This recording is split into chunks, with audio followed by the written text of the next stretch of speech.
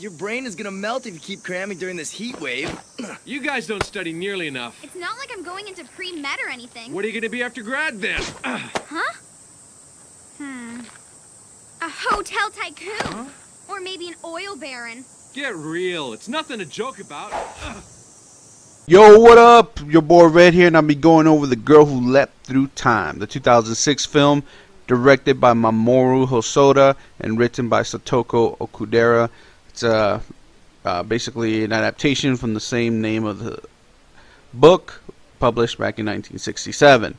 Now, I'm going over this film, and I'm going to go over more of other Mamoru's films he's directed, such as probably, you know, Digimon or fucking, you know, Summer Wars. Those are other films I'm going to go over, you know, through time.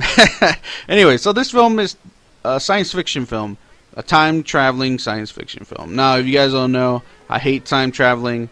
Sometimes it just pisses me off. This one doesn't, luckily. The way time travel works here is in the future, they developed this device that actually combines with human anatomy to give you some charges so to be able to travel through time by jumping really high or something. I don't know if it worked by, like, depending on how high you jump or how hard you think about the time. They didn't explain that. Or if you stay there permanently, you could come back. It's kind of vague on that part. But our main character discovers this device by accident. It looks like a fucking acorn, alright? And she takes basically all the charges. And there's someone in the same room as her, but we couldn't see it because it's dark. That's your basic thing, time travel here. But this film, besides the time traveling aspect of it, also deals with life in a way, figuring out what the fuck you're gonna do with life. I mean, I'm like, what?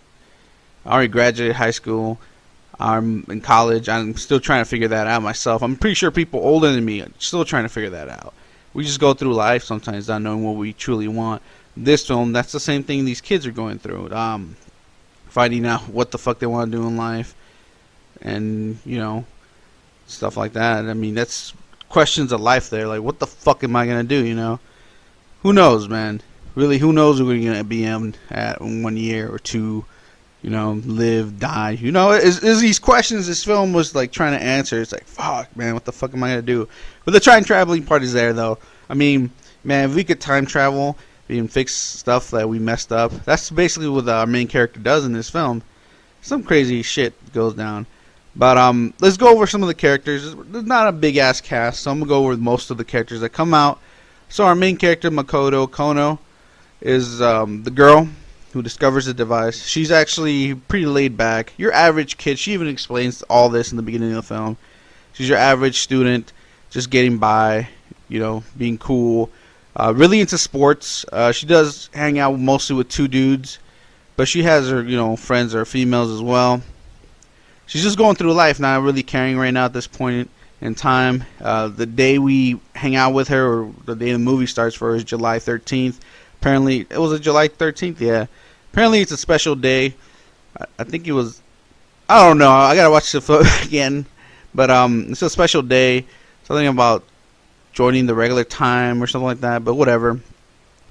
So, she's basically leaping back in time. Not that far, actually. Probably like within a week time span. That's another thing. We don't know if you could jump back really far, but I'm not going to spoil it for you guys. But Makoto is just like hanging out with the dudes. Not really caring, like I said. Yeah, I mean, she's just a regular dude chick.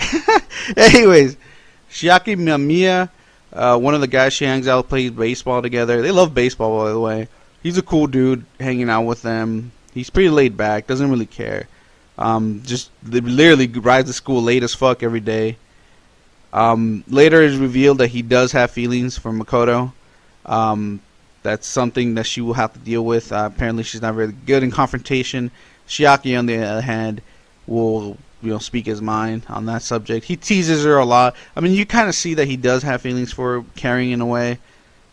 She's kind of oblivious to the whole fact, so whatever on that part. Their other friend that they play baseball with, Kousuke Tsuda. Now, this guy, top student, his father's a doctor, so I'm guessing he wants to be a doctor as well, going to pre-med. This guy is basically the one in the group that knows what he wants to do with his life. And does he have feelings for Makoto? Yeah, apparently in the film you kind of get that too. It's like it happens, You develop feelings for them. Sometimes you don't know what to do with those feelings. You don't know, because you never think about them, You're their friends. Like, what the fuck? That's just weird, right? Yuri Hayakawa is Makoto's friend, a female friend in class. She actually has feelings for Chiaki. But she understands that there might be something there between Makoto and Chiaki. Who knows? But during the whole time lapse and time jumps, things kind of, get in there. So you get to see all that shit go down, all the drama, I guess you could say. Not too much, though. Thank God there's something fucking over-drama this shit out of it. Kaho Fujitani is a shy girl who apparently her grandmother is in a home, who Kousuke visited. And she's falling in love with him in a way. Her two friends are always with her, trying to help her out and get her in there, Trying to, help her get in there. It's a really sweet girl, though. That whole part of the movie, this part of the live part that time kind of can fix, was very interesting, and I like that. Alright. This is probably one of the most important characters in the film, Kousuke Yoshiyama. Apparently, like I said, I told you guys this film is an adaptation from 1967 novel, with the same name. Well, apparently she's the original character in that story, where she deals with time as well. Originally, I think in the manga they actually show that part, but in the film you don't get to see any of that. I was actually kind of lost in there. Like, how does she know about all this? Because she explains to our main character Makoto about time leaps, jumping, all that crap. Like, she knows already. So she's very knowledgeable in that aspect. I didn't know why, and then it shows a picture of her and two dudes back in school, basically the same way Makoto is, and she tells a story about how one of them left and said he'll come back for her, and she doesn't know where he went, and apparently that's the whole thing in the book. I'm actually going to read that book. I'm going to try and find a copy of that book in English and try to read that shit, because that still looks interesting. It's like a prequel to the film, and that's something that'll be cool if they did that, they went back and did that film. Or, we get a sequel to this film. It was a great ending, Soundtrack was amazing. I love the soundtrack. You got a mix of classical music. Love that shit in there.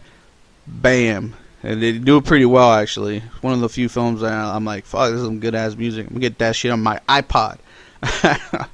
The way it looks, it's a 2006 film, hand-drawn.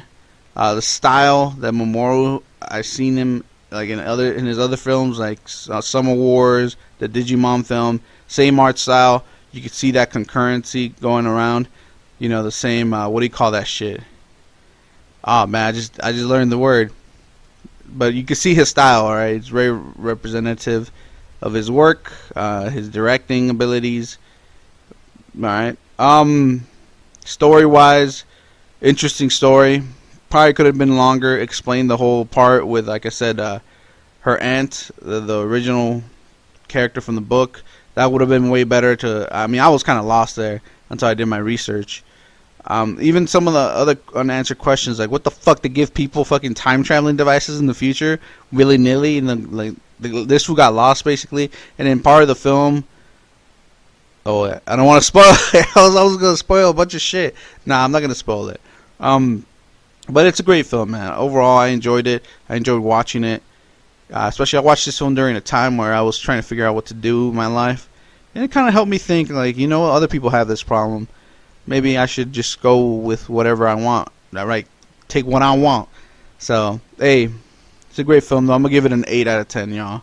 Watch it. Enjoy watching it. Watch it with friends, if anything. Is it a romance film? A little bit. Not too much, though, thank God. Not too heavy on it, but it is there. You always need it to be there. But hey, thanks for watching. Hit that like, hit that sub. I'll catch you all next time.